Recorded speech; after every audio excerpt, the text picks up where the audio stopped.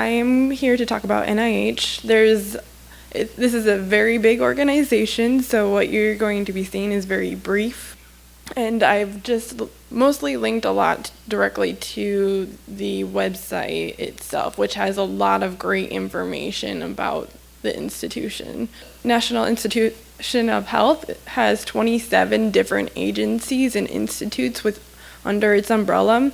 The first link is actually a link directly to a page that lists all the different agencies and gives a synopsis of what the agency does. So you can get a little bit more detail about each agency by going to that page. The next link, just a link to the mission and goals for the NIH itself. Mostly it's about protecting and improving health, preventing disease, developing tools to prevent disease, enhancing the nation's economic well-being, to promote research and health, and then also just scientific integrity is also important to them. These last four links are very interesting when you're looking at proposals and what each of the institutions are funding. The first one is funded organizations. That just gives you, if you want to look at state by state what NIH is giving out for funding, that's a good one to look at. If you're wanting to know what NIH has for a budget, which changes year to year because it's a federal agency, you can look at the second link. The success rates, each agency has different success rates, and you can also look by type of proposals in that. Most of them are around 20% success rates for NIH, but it does depend on the agency and what type of research you're doing. Reporter is a very neat tool. It has a query, so you can look up different proposal topics. You can look up different organizations and what they're researching, the affiliated amount for the proposals that come up. It also has a matchmaker component where you can, if you have an abstract, you can insert the abstract into that tool and it'll pull up funding very similar to what the abstract has. So for funding types, the research is going to be a common one for everybody. They have R01, R03, R13, R15, and R21s. And what does that mean? So R01s are the big research projects. They're going to be the bigger funded projects. R03s are the smaller research projects that you'll work on. R13s are less popular. They're for support for conferences and meetings, scientific meetings. R15s are the area awards. They are academic research and enhancement awards. And the R21s are exploratory and developmental research awards. And then you also have training awards, career development awards, fellowship awards, and then admin supplemental and post-award administration action awards. Majority of what we look at are the research, the R01s, R15s, and R21s. To find the funding, you can go to the NIH website. If you click on funding, they have a search and you can look up different topic areas. You can also go through grants.gov and search the same way up in the right-hand corner in grants.gov. What NIH has is parent announcements. So they have a general announcement that has a rotating submission deadline and an expiration date.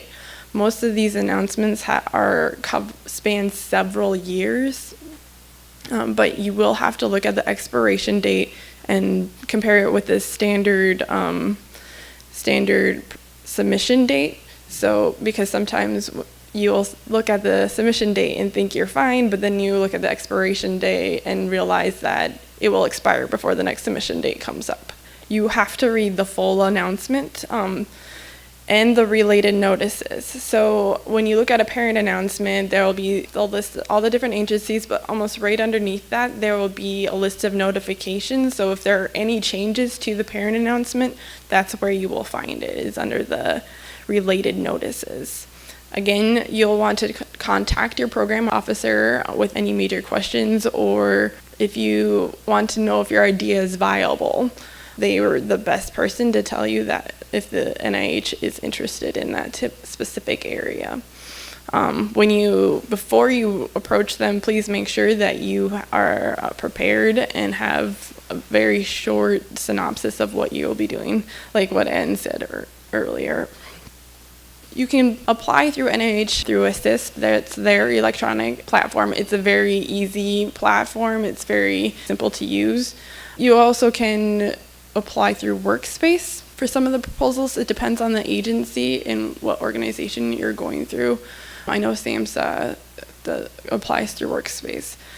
Either way that you're applying, you will need an NERA Commons ID. This is something that the institution helps you set up. If you had one at your own institution, we can work with you to find and get that moved over to our institution or updated to our institution's information. But the ORISP office can help you set it up if you don't have one yet. This first link that I have here is to the Grant Basics page on the NIH website. It has a short video on it where it kind of describes what research is at NIH, and then it has on the side different links. The best link to click on if you're going to apply is how to apply. Or if you just search NIH how to apply, it'll be one of the first things that comes up. On that page, you will have all the resource guides for all the different research grant proposals. This is a supplement to the parent announcement, so whatever the parent announcement say will be prioritized over what the guide says.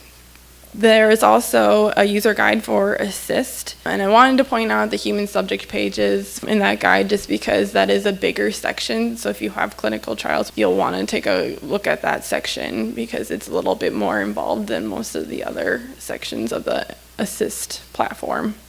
Some other places to look for applying for grants and other tools is on the Inside State page. If you go to grants and contracts, the proposal development and institutional information pages on Inside State will provide a lot of information we use frequently for most proposal packages.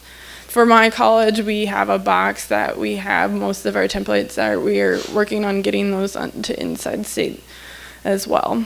One thing I would like to point out with NIH is that they do have a specific biosketch, but one easy way to generate that is to go to PubMed and My Bibliography, and it will generate an NIH-worthy biosketch. You would still have to tailor it to the proposal, but it pulls the information in a format that NIH likes.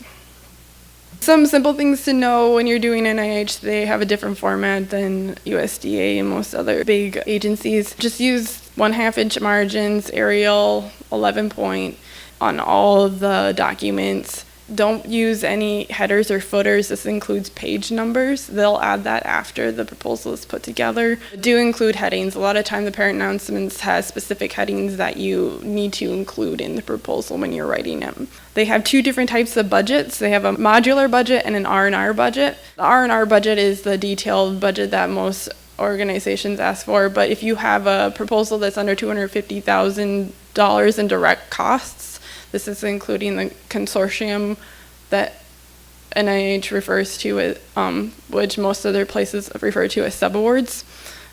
If it's under $250,000 direct costs, you can do a modular budget, which is just doing a budget that's $25,000 increments. And it has a smaller budget justification. Optional forms. So when you go into Assist, this is where you find your budgets, and where you find what replaced the cover letter is this assignment request form. For timeline, it's similar timelines to what everybody else was saying. If you have subawards, start working on those like 3 weeks, 4 weeks in advance. But also for NIH, you want to make sure that your human subjects training is up to date, so your city training. That's one criteria that they'll almost always have. Human subjects in clinical trials is a huge part of an NIH proposal if that is included in your proposal. A study record is needed to be completed if you do in fact have what is considered a clinical trial. They have a questionnaire with 4 questions. You have to answer yes to all 4 of the questions after you indicate that human subjects are involved. So if you answer yes to all 4 of those questions, then you're considered a clinical trial and you have to do a study record. There are multiple additional documents and fields that you need to complete with that. You also need to register the study with clinicaltrials.gov. If you register with clinicaltrials.gov and your IRB is already approved, that same information can be pulled into the assist, so you wouldn't have to do it twice, but it does depend on if the IRB has been approved. I just have 2 links for avoiding errors, like common mistakes that happen in NIH proposals, and then some of the policies are linked as well. And then if you want to know who to contact at NIH, I also listed a lot of the support numbers and help desks for the different areas. If you have questions or concerns, then you don't necessarily need to talk to a program officer. And then I also have a link to a list of listservs and subscriptions that had a lot of helpful information. I've learned a lot from these listservs myself, so I find their information is very useful, and they keep you up to date on what's happening because a lot of things change frequently with NIH. I think that's it. Yep, that's all I have. Thank you.